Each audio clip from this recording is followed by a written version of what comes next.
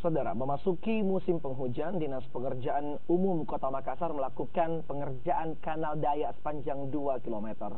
Hal ini dilakukan saudara untuk mengantisipasi banjir. Pengerukan kanal ini kembali dilakukan setelah 43 tahun yang lalu. Saat pengerukan dengan menggunakan alat berat, petugas Dinas Pengerjaan Umum Kota Makassar mendapatkan berbagai jenis sampah. Di antaranya ada sampah plastik dan enceng gondok. Pengerukan kanal ini dilakukan hingga akhir tahun 2018.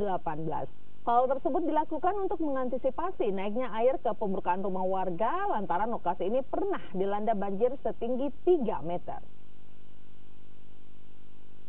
Pengerukan ini untuk di Sungai Balang Turungan ini adalah untuk mengangkat sedimen dan juga sekaligus membersihkan eceng gondok dan sekaligus juga sampah-sampah yang kurang lebih 34 tahun baru dilaksanakan pengerukan ini. Kalau selama ini hanya pembersihan saja, itu pun hanya di satu sisi sebelah.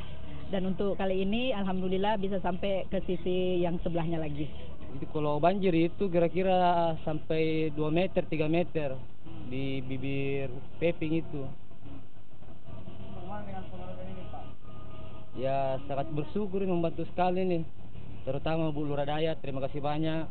Lebih 30 tahun ini.